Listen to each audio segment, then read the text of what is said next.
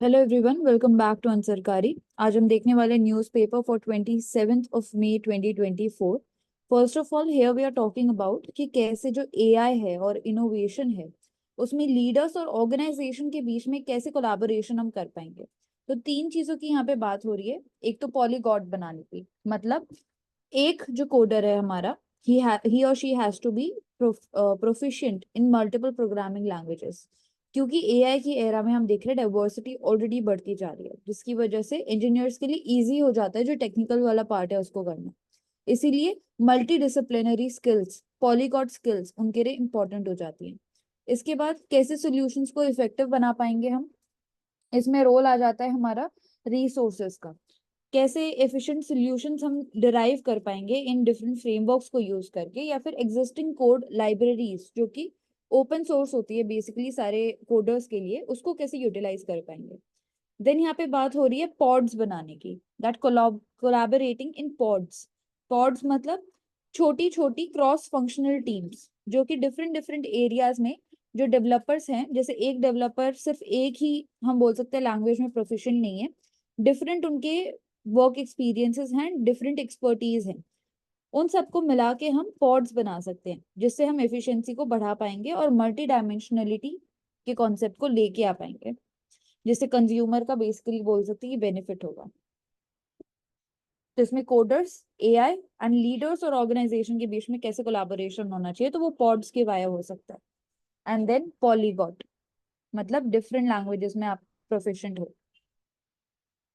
Next plane. Then next we are talking about semiconductor industry.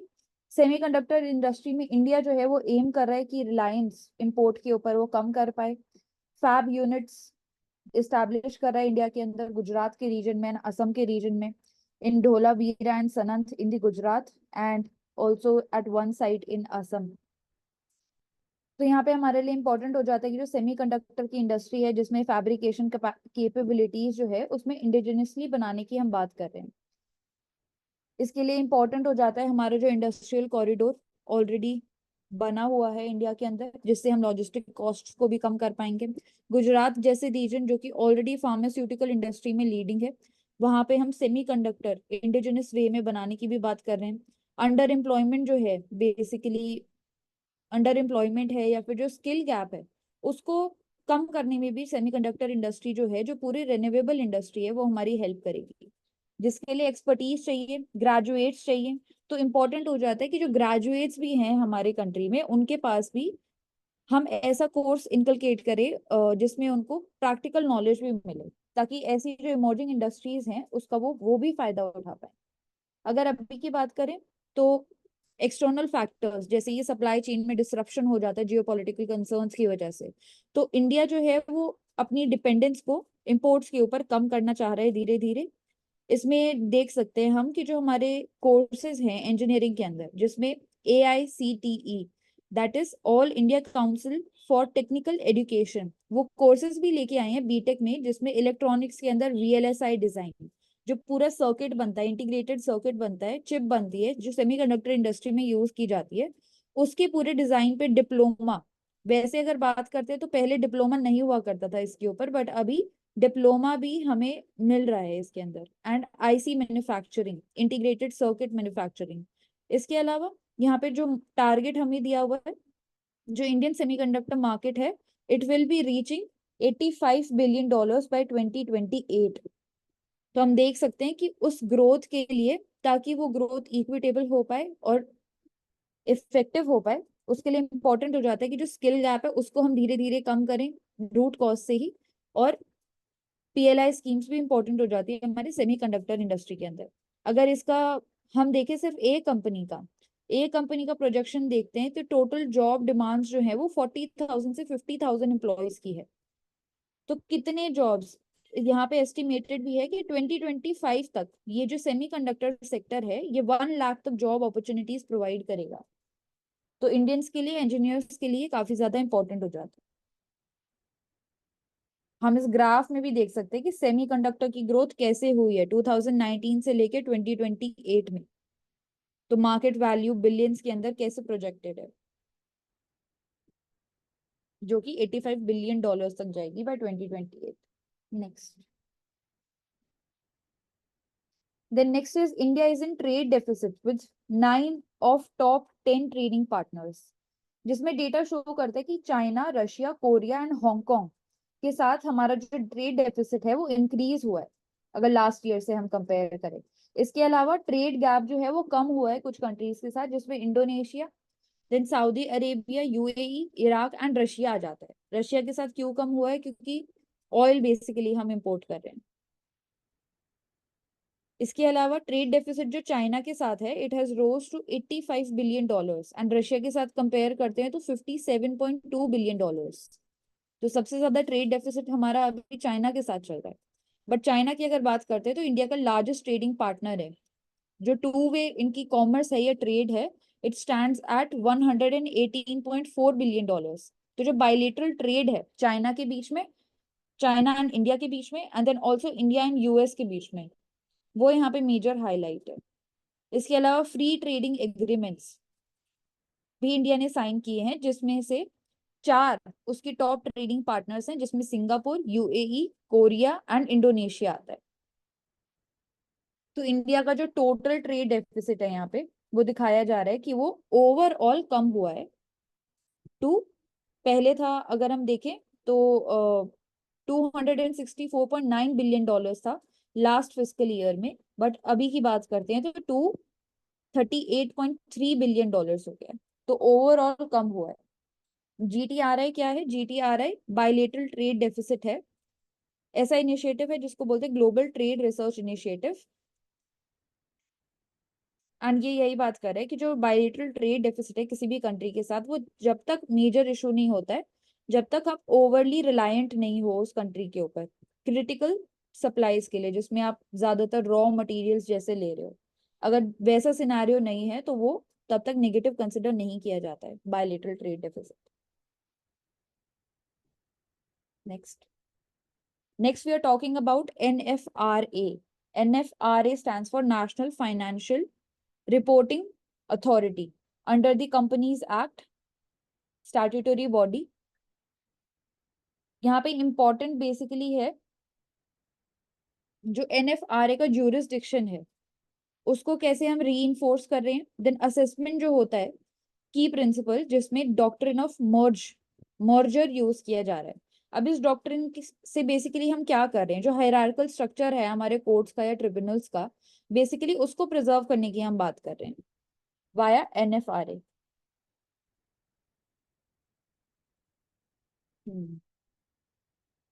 तो standard of audits जो notify करती है government, उसको मेंटेन करना मैंडेटरी है, एडवाइजरी या गाइडेंस के केस में नहीं है वो। इसके अलावा सुप्रीम कोर्ट जब डिसाइड करते हैं ऑन अ केस और chooses not to intervene in a lower courts decision, तो पूरा एक हायरार्की हम देखते हैं supreme court, high court and district levels पे। तो वो हायरार्की जो है उसको मेंटेन करना काफी ज्यादा जरूरी है। एंड असेसमेंट जो किया है एनएफआरए ने, बेसिकली उसी ज्यूरिसडिक्शन के ऊपर ये बात कर रहा है, डॉक्ट्रिन ऑफ मर्जर की ये बात कर रहा है, जिसका मतलब है कि एक ऑपरेटिव जो है इट कैन ऑर्डर और it can govern a particular subject of matter in a given time only. तो ये डॉक्ट्रिन यही बात करती है कि जो हायरार्किकल स्ट्रक्चर है हमारे कोर्ट्स और ट्रिब्यूनल्स का, उसको प्रिजर्व करना बहुत ज्यादा जरूरी है। एंड एक चैलेंज यहाँ पे ये आके आता है हमारे आगे कि जो पेंडिंग केसेस हैं हाई कोर्ट्स में हमारे, तो उसका इशू क्रिएट होता है लोगों के लिए। हम्म, यही मेन है, एक तो हायरार्किकल स्ट्रक्चर को मेंटेन करना, इसके अलावा डॉक्ट्रिन ऑफ मर्जर। देन यहाँ पे हमें दिखाया जा रहा है कि विमेन का पार्टिसिपेशन जो है वो इंक्रीज हो रहा है। एंड यहाँ पे स्पेसिफिकली ईवी सेक्टर की हम बात कर रहे हैं, यहाँ पे हाईलाइट किया गया है कि विमेन की इंट्रोस्पेक्टिव इंटरपर्सनल स्किल्स होती हैं जो कि काफी यूनिक होती हैं, जिसमें डिजाइनिंग ही नहीं, सिर्फ सेफ्टी को भी लेके, इसके अलावा मैन्युफैक्चरिंग को भी लेके उनकी ऐसी स्किल्स होती हैं जो कि डिफरेंट होती है। एंड ऐसी कंपनीज में भी देखा गया है, जैसे कि स्टडी शो करती है यहाँ पे, जो जेंडर डाइवर्स टीम्स होती हैं हमारी कंपनीज के अंदर, वो फाइनेंशियली और इनोवेटिवली बेटर परफॉर्म करती हैं। तो हम बोल सकते हैं कि फ्यूचर पर्सपेक्टिव के लिए जो मैन्युफैक्चरिंग सेक्टर है उसके अंदर भी जो विमेन है वो इंपॉर्टेंट रोल प्ले कर सकती हैं। एंड सिर्फ जैसा कि यहाँ पे दिखाया गया है फ्यूचर ऑफ ईवीज में ही नहीं, बाकी सेक्टर्स में क्यों नहीं। तो हर सेक्टर में जो विमेन है वो और भी ज्यादा अपनी इंटरपर्सनल स्किल्स को यूज करके हम बोल सकते हैं कि प्रमोट कर सकती हैं। जेंडर गैप को हम कम करने की बात करते हैं सभी सेक्टर्स में, जिसमें ईवी की अगर सिर्फ बात करें यहाँ पे जो 2023 में ही जो सेल्स हैं इंडिया में ईवी की, इट हैज रीच्ड 1.53 मिलियंस, जिसमें से प्रोजेक्ट किया गया कि 1 out of every 4 EV purchaser was a women. तो बोल सकते हैं कि जो हमारी ओवरऑल पॉपुलेशन है उसमें अवेयरनेस बढ़ रही है regarding the climate change and green house gases के जो इम्पैक्ट होते हैं। एंड जो आने वाली जनरेशन है जिसमें विमेन भी हैं एंड मेल्स भी हैं वो इंपॉर्टेंट रोल प्ले करेंगे ईवी के फास्टर अडॉप्शन में भी। तो हम इन्फॉर्म डिसीजन का भी एक एग्जांपल देख सकते हैं। नेक्स्ट,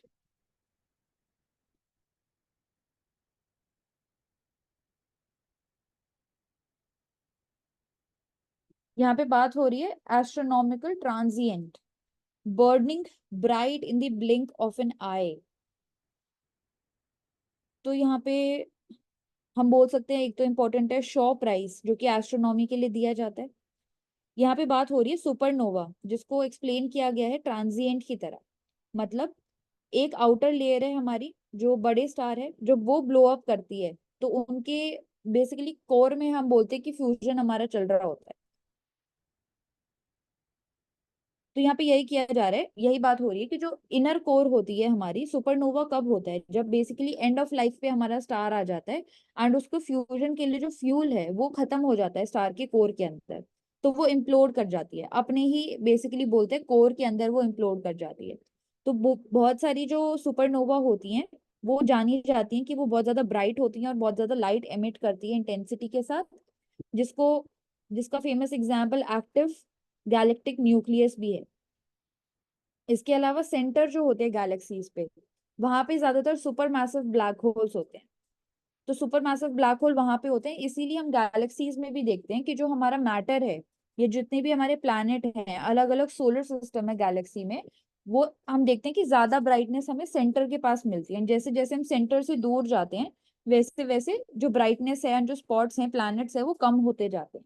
तो ऐसा जो super massive black hole centre में प्रेजेंट होता है उसके ग्रेविटेशनल फोर्स की वजह से भी होता है कि वो कंपैक्ट करके रखता है एंड इंटैक्ट रखता है अपने साथ।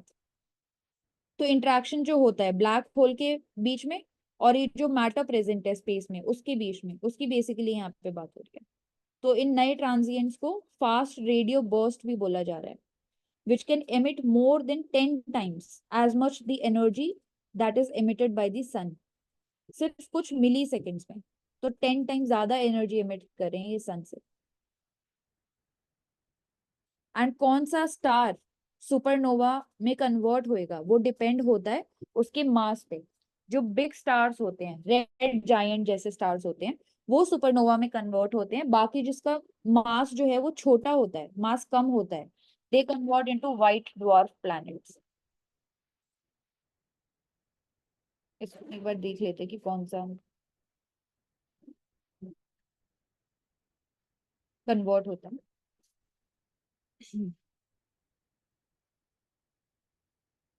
Only the stars that contain more than about 8 to 10 times of the mass of our sun, they will convert into supernova।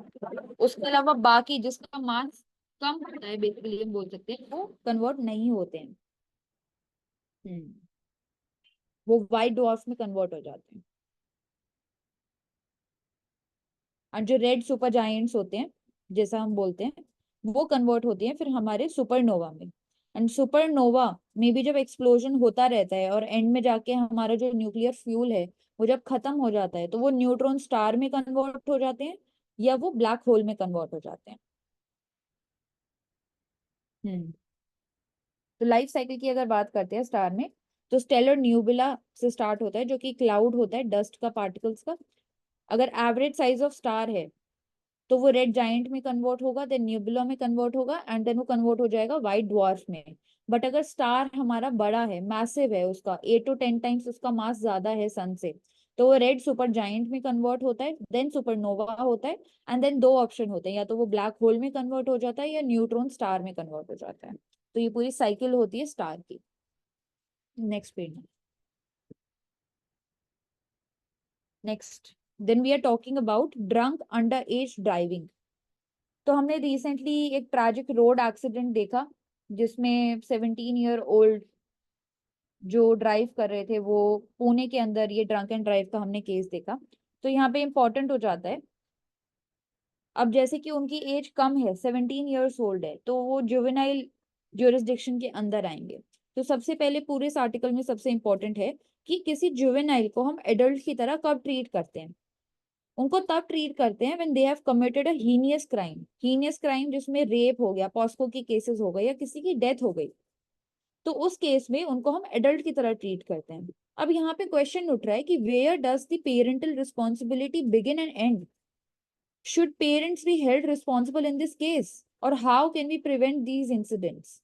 तो पेरेंट्स की रिस्पॉन्सिबिलिटी की हम बात कर रहे हैं, बट हम ऑलरेडी बात कर रहे हैं कि ऐसे हीनियस क्राइम्स में हम जुवेनाइल कंसिडर ही नहीं कर रहे हैं, हम उस पर्सन को एज एन एडल्ट कंसिडर कर रहे हैं। तो पेरेंट्स का भी रोल आता है, बट अगर ऑलरेडी आप किसी को एडल्ट कंसिडर कर रहे हो, तो I don't think so personally कि आप पेरेंट्स को भी वहां पे बेसिकली जिम्मेदार ठहराओगे, क्योंकि ऑलरेडी आप उसको एडल्ट कंसिडर कर रहे हो। तो ये जो एडल्ट कंसिडर करने की बात है, ये है under the juvenile justice care and protection of childrens act 2015, जिसमें 16 से 18 एज के जो जुवेनाइल्स हैं, उनको एडल्ट की तरह ट्रीट किया जाता है अगर कोई भी हीनियस क्राइम ऐसा हुआ है, एंड वो हियरिंग होती है in front of juvenile justice board. तो पेरेंटल रिस्पॉन्सिबिलिटी की आर्ग्यूमेंट होती है अगर आप जुवेनाइल के ही केस में बात कर रहे हो, बट ऑलरेडी आप अगर एडल्ट कंसिडर कर रहे हो, तो that person should be held responsible. यहाँ पे इसके अलावा ये भी बात होती है कि कैसे आप अपने चिल्ड्रन को रेज कर रहे हो। आजकल की कम्युनिटी में हम देख सकते हैं कि टेक्नोलॉजी का रोल बढ़ गया है, तो टेक्नोलॉजी के साथ साथ सोसाइटी का इंटरकनेक्टेडनेस भी इंपॉर्टेंट है। जो सेंस ऑफ आइसोलेशन आता है या लॉस ऑफ एम्पैथी हो जाता है जब आप फैमिली मेंबर्स के साथ कांटेक्ट में नहीं आते, सिर्फ ऑनलाइन आपकी प्रेजेंस ज्यादा है एंड फिजिकली आपकी प्रेजेंस ज्यादा नहीं है, तो वो एक सेंस ऑफ आइसोलेशन क्रिएट करता है। जो माइंडसेट है वो आपका अलाइन नहीं कर पाता, या उतना एक्टिव नहीं रह पाते आप। तो पेरेंट्स की भी बोल सकते हैं कि प्राइमरी रिस्पॉन्सिबिलिटी होती है, क्योंकि वो प्राइमरी केयर गिवर होते हैं। जो फैमिली है वो सिर्फ किसी वैक्यूम में नहीं रहती है, तो सोशल कनेक्टेडनेस दूसरे लोगों के साथ बॉन्ड डेवलप करने के लिए इंपॉर्टेंट हो जाता है। जैसा कि यहाँ पे एक ऑर्गन एनजीओ की भी बात हो रही है, MADD, that is mothers against drunk driving, जो कि एनजीओ है, यूएस में स्टार्ट हुआ था, कनाडा और ब्राजील में भी काम करता है। तो मैड ने लॉ इन्फोर्समेंट एजेंसीज के साथ मिलके काफी ज्यादा हेल्प की है कि ड्रंक एंड ड्राइविंग केसेस जो होते हैं उनके द्वारा जो डेथ होती है उनको रिड्यूस कर रहा है, मोर देन 50% को रिड्यूस किया है। और कितनी लाइफ्स उन्होंने बचाई हैं? 4 लाख लाइफ्स उन्होंने बचाई हैं। तो ये पुणे एक्सीडेंट हमें दिखाता है कि मैड चैप्टर इंडिया के अंदर भी स्टार्ट करना, बेसिकली ड्रंक एंड ड्राइविंग को सीरियसली डील करना। तो इम्पोर्टेंट यहाँ पर हमारे पास था juvenile justice act 2015, heinous crimes के अंदर जुवेनाइल को will be treated as an adult. Next, we are talking about rural roads. Rural roads में 3 फेजेस में हमने हम बोल सकते हैं कि 3 फेजेस में हमने इस स्कीम को इम्प्लीमेंट किया, जिसमें हमारी ये स्कीम आ जाती है प्रधानमंत्री ग्राम सड़क योजना। कब इसको लॉन्च किया गया था? 2000 में लॉन्च किया गया था इसको, एंड 2001 में ये इम्प्लीमेंट होना स्टार्ट हो गई थी। 100% हम बोल सकते हैं कि सेंट्रली स्पॉन्सर्ड स्कीम है। फिर इसको हमने 3 फेजेस में डिवाइड किया। फर्स्ट एंड सेकेंड फेज में डेटा के अकॉर्डिंग हम देख सकते हैं कि सबसे ज्यादा काम हुआ, सबसे ज्यादा रोड जो ले डाउन है वो हमारा, हम कह सकते हैं कि फेज 1 और फेज 2 में हुआ। जैसा कि नीचे हम डेटा में भी देखें कि delayed completion of the first 2 stages, उसकी अगर बात करें तो 6 लाख किलोमीटर्स हमने ले डाउन कर दिया हमारे फेज 1 के अंदर। एंड देन फेज 2 के अंदर ऑलमोस्ट 50,000 किलोमीटर्स हमने ले डाउन किया। बट हम जब थर्ड फेज की बात करते हैं तो उसमें जितना सैंक्शन हुआ था, जिसमें 1 लाख किलोमीटर से ज्यादा सैंक्शन हुआ था, बट हम 70,000 तक ही बेसिकली कंप्लीट कर पाए हैं उसको। तो हम देख रहे हैं कि जैसे जैसे फेज बढ़ता गया वैसे वैसे डिलेज होने लगे। जो बजटिंग ऑलरेडी उसको मिली हुई है इस योजना को, वो भी बेसिकली अंडर यूटिलाइज्ड है, उसको भी पूरी तरीके से हमने यूटिलाइज नहीं किया है। तो हम यहाँ पे बोल सकते हैं कि ऐसा क्यों हो रहा है। तो हम बोल सकते हैं कि गवर्नमेंट पहले हाई प्रायोरिटी जगहों पे रोड्स पहले बनाती है। ऐसी जगहें जहाँ पे हम बोलते हैं कि लैंड एक्विजिशन का इशू है, जो इंटीरियर है इंडिया का, फॉरेस्ट एरिया है, वहां पे हम देख सकते हैं कि रोड्स बनाना मुश्किल हो जाता है। विलेज एरियाज हैं, वहां पे फॉरेस्ट क्लियरेंस के लिए परमिशन चाहिए होती है, लैंड एक्विजिशन में इश्यूज आते हैं, या फिर कॉन्ट्रैक्टिंग कैपेसिटी जो है वो पुअर है, मतलब इतना लेबर ही अवेलेबल नहीं है उधर हमारे पास कि हम जल्दी जल्दी बेसिकली ले डाउन कर पाए रोड्स को। इसके अलावा जो हिली स्टेशन है, हिली एरियाज है नॉर्थ ईस्टर्न रीजन में, या फिर साउदर्न में भी जो हमारा वेस्टर्न घाट वाला रीजन है उधर भी अगर हम बात करें तो हम देख सकते हैं कि क्लाइमेटिक कंडीशंस, टफ टेरेन जो होता है वहां पे भी रोड्स को ले डाउन करना हमारे लिए मुश्किल हो जाता है। या फिर हिली स्टेट्स जहाँ पे वर्किंग सीजन बहुत छोटा मिलता है, तो हम वो टारगेट्स अचीव ही नहीं कर पाते। तो इसीलिए इम्पोर्टेंट हो जाता है कि हम जो डेटा है वो भी कलेक्ट करें, ताकि जिस जैसे इस डेटा ने हमारी हेल्प की है, डिफरेंट स्टेट्स के अकॉर्डिंग भी हमने इसको डिवाइड किया है कि जितना सैंक्शन हुआ था उसमें से कितने परसेंट रोड जो है वो ले डाउन किया गया अंडर दी थर्ड फेज। तो मैप के अंदर देख सकते हैं कि छत्तीसगढ़ में 100% हुआ है, देन हरियाणा में 96.5% हुआ है। एंड जैसे चैलेंजेस हमने देखे कि टेरेन मुश्किल है, फॉरेस्ट क्लियरेंस नहीं मिल पा रहा है, कॉन्ट्रैक्टिंग में इश्यूज है, वो देख सकते हैं कि हिली रीजन्स में ज्यादा दिख रहा है। यहाँ पे भी Arunachal Pradesh north eastern region में, and then northern region, north western region में हमारा लद्दाख एंड हिमाचल प्रदेश। लद्दाख में तो हुआ ही नहीं है, 0% रोड कंस्ट्रक्ट हुए जो भी सैंक्शन हुआ था। तो ये इंपॉर्टेंट हो जाता है हमारे लिए। इसमें हम बात कर सकते हैं कि जो सेंसस होता है, जैसे 2011 सेंसस हुआ था, तो वैसे ही रेगुलर बेसिस पे सेंसस होना भी जरूरी है, ताकि हम जो ग्राउंड लेवल पे डेटा है उसको एनालाइज कर पाए। तो या तो डिले हो रहे हैं, या तो पुअर क्वालिटी है, या फिर मॉनिटरिंग प्रॉपर नहीं है। तो इन तीन चीजों पे हम काम कर सकते हैं। Next next we are talking about Philippines. Why Philippines is the next big destination for the aspiring doctors? तो पहले हमने देखा जब रशिया और यूक्रेन का इश्यू स्टार्ट हुआ, उससे पहले यूक्रेन फेमस हुआ वहां पे एमबीबीएस डिग्री के लिए। हमने देखा कि मेडिकल स्टूडेंट्स कितने सारे वहां पे पढ़ रहे थे। तो फिलीपींस अब कैसे उसको रिप्लेस कर रहा है? तो फिलीपींस के अगर एडवांटेजेस की बात करें, यहाँ पे दिखाया जा रहा है कि इंग्लिश मीडियम करिकुलम है, मतलब इंग्लिश लैंग्वेज में है। इसके अलावा यूएस अलाइंड उनका करिकुलम है। ट्यूशन फीस भी अफोर्डेबल है, जिसकी वजह से अगर दूसरी कंट्री में भी उनको ट्रांजिशन करना है तो वो इजी हो जाएगा मेडिकल स्टूडेंट्स के लिए। इसके अलावा हम देख सकते हैं कि क्लिनिकल ट्रेनिंग उसके प्रोग्राम्स भी वहां पे अवेलेबल है। तो एक तरीके से अफोर्डेबल ऑप्शन की तरह इमर्ज होता जा रहा है फिलीपींस, जिसमें और से भी कंपेयर करें हम, जैसे compare to the destination such as Ukraine, Australia, Singapore, Philippines जो है वो इमर्ज कर रहा है एज स्ट्रैटेजिक चॉइस आगे आने वाले इंटरनेशनल मेडिकल ग्रेजुएट्स के लिए। एंड यूएसएमएलई जो कि यूनाइटेड स्टेट्स में मेडिकल लाइसेंसिंग के लिए एग्जाम होता है। तो हम देख सकते हैं इंडिया में 24 लाख स्टूडेंट्स जो है वो रजिस्टर करते हैं नीट के एग्जाम के लिए। तो इंडिया में मेडिकल इंफ्रास्ट्रक्चर जो है उसमें और डिमांड में गैप है, जिसमें देखा जाता है 1 लाख सीट्स अवेलेबल होती हैं over 12 lakh eligible students. And seat मिलने के बाद भी हम देखते हैं कि कॉस्ट हाई है और सीट की अवेलेबिलिटी भी लिमिटेड है।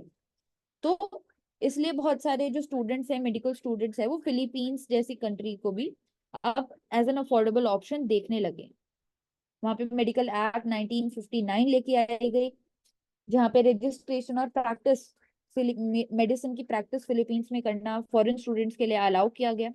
इंडिया में अगर बात करें तो India needs to add nearly 2 million more doctors, more nurses and also healthcare professionals. तो 2 million का गैप है पूरा। एंड मिनिमम डेंसिटी की बात करते हैं तो 44.5 हेल्थ प्रोफेशनल्स चाहिए होते हैं ओवर 10,000 पीपल। तो हम देख सकते हैं कि फिलीपींस जैसी अफोर्डेबल डेस्टिनेशन जो है वो इंडिया को भी हेल्प करेगी अपना मेडिकल, बेसिकली मेडिकल बेस बढ़ाने के लिए।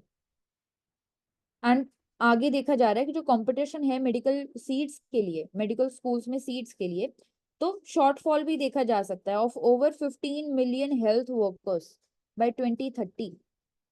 तो इसलिए ऐसी अफोर्डेबल डेस्टिनेशंस का होना और भी ज्यादा जरूरी हो जाता है अगर आगे जाके हमें अपने नेटवर्क को स्ट्रेंथन करना है, क्योंकि क्लाइमेट चेंज भी बढ़ रहा है, हीट स्ट्रेस भी बढ़ रहा है, इसके साथ साथ डिजीजेस भी बढ़ रही हैं, वेक्टर बोर्न डिजीजेस भी बढ़ रही हैं। तो इम्पोर्टेंट हो जाता है हमारे लिए कि हम प्रिपेयर रहें डेंसिटी के अकॉर्डिंग, मिनिमम डेंसिटी के स्टैंडर्ड्स को हम बेसिकली मीट कर पाए। तो उसमें फिलीपींस मॉडल देख सकते हैं हम इन मेडिकल एजुकेशन।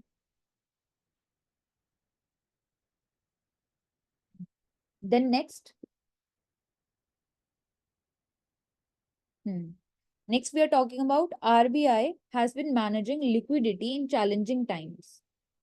तो इस पूरे आर्टिकल में हमारे लिए सबसे ज्यादा जरूरी है VRR, that is variable rate repo, and V RRR। तो V RRR की बात करते हैं तो वेरिएबल रेट रिवर्स रेपो होता है। बेसिकली आरबीआई जो कंडक्ट करता है 2 दिन का ऑक्शन, जिसमें बेसिकली जो लिक्विडिटी सरप्लस है हमारे बैंकिंग सेक्टर में, जो कि अभी नियरली 1 ट्रिलियन रुपीज तक है, उस सरप्लस के ऊपर हम कह सकते हैं कि हमारा ऑक्शन किया जाता है। इसको देख लेते हैं एक सेकंड।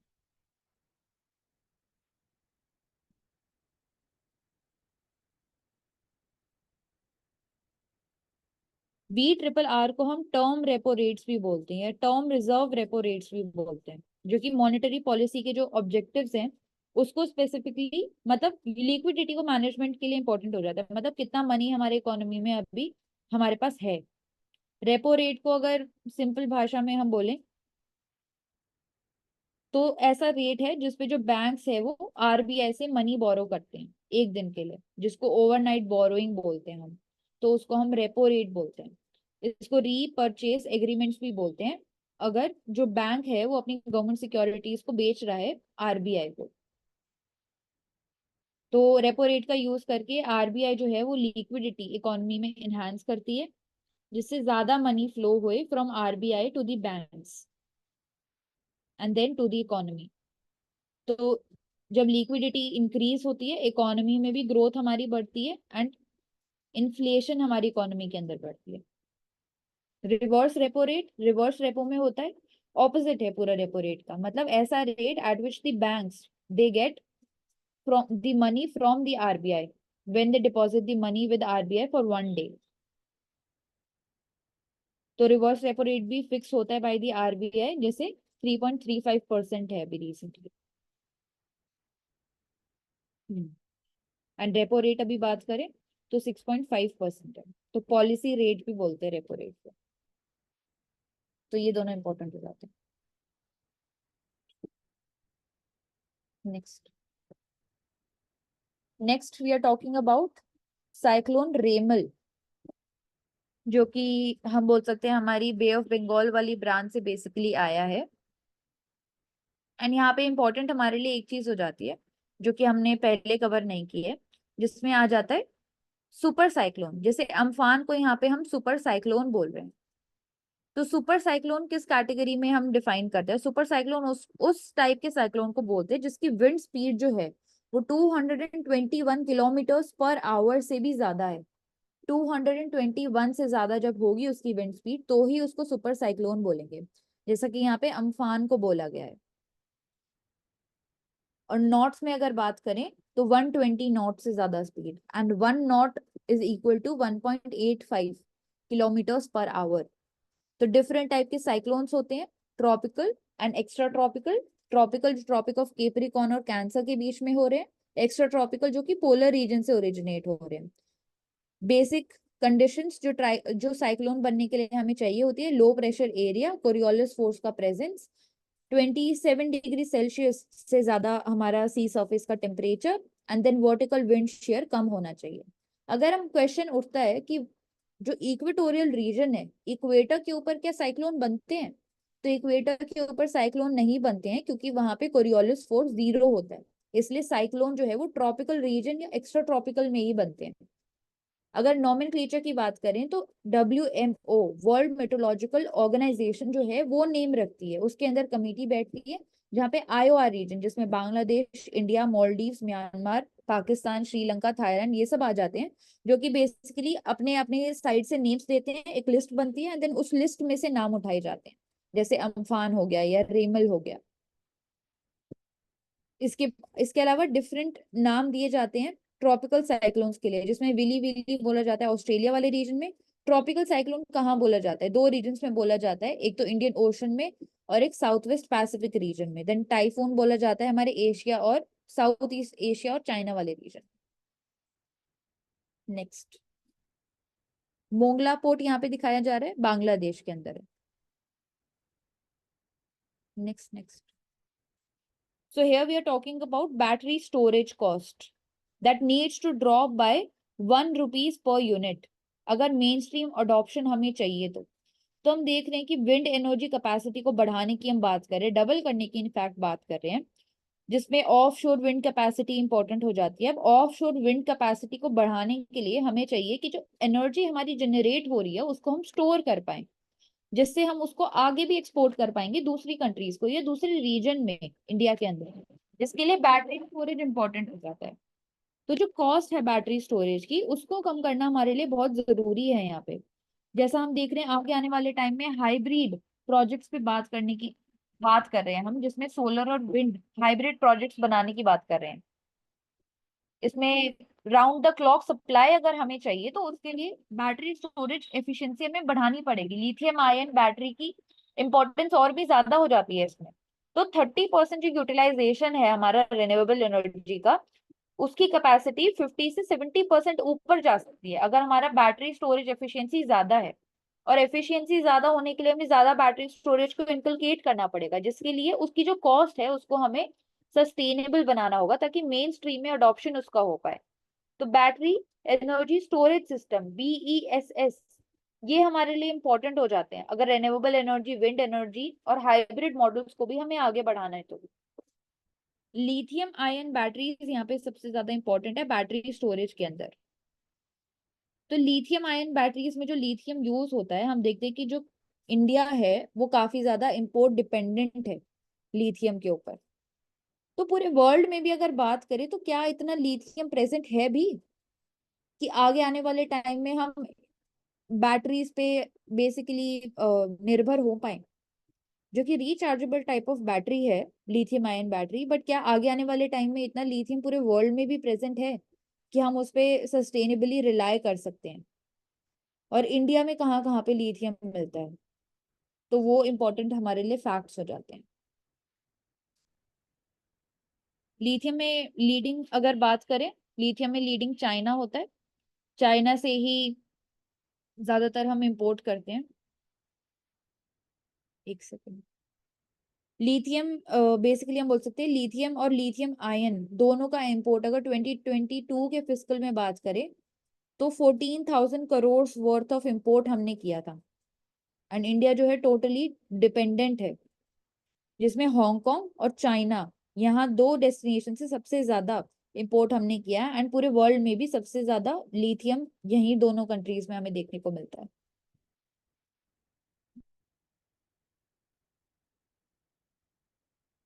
चाइना है, जापान है, साउथ कोरिया है, then Hong Kong. So in this picture we can see आगे पैलेस्टीन है जो कि छोटी फिशेस की तरह डिपिक्ट किया गया है, फिर इसराइल है जो कि बड़ी फिश की तरह डिपिक्ट किया गया है, एंड देन UN और ICJ इंटरनेशनल कोर्ट हमारा। तो यहाँ पे ये दिखाया जा रहा है कि जो इशू चल रहा है पैलेस्टीन और इसराइल का, उसको कर्व करने की बोल सकते हैं कि कोशिश कर रहा है UN और ICJ। जो जजमेंट है वो देने की कोशिश कर रहा है, बट उसको कंट्रोल कर नहीं पा रहा है, या उसका इम्पैक्ट उतना ज्यादा नहीं है कि पूरे रीजनल स्टेबिलिटी को वो बना पाए। तो पूरे इसमें हमें यही दिखता है by the size of the fish कि पैलेस्टीन, इसराइल का इम्पैक्ट कितना ज्यादा है पैलेस्टीन के ऊपर, एंड देन जो कर्व्स और बेसिकली रेगुलेशन हम लाना चाहते हैं इसराइल के ऊपर, पूरी सिचुएशन के ऊपर, via the UN nation and also जो हमारा आईसीजे है उसके थ्रू भी, तो काफी ज्यादा कम है। क्योंकि आईसीजे जो हमें जजमेंट देते हैं वो बाइंडिंग नहीं होती है, एडवाइजरी के टाइप में होती है। तब उस एडवाइजरी को कोई लागू कर रहा है या नहीं कर रहा है, उसके लिए इनएफिशिएंसी आ जाती है आईसीजे के पार्ट पे। नेक्स्ट।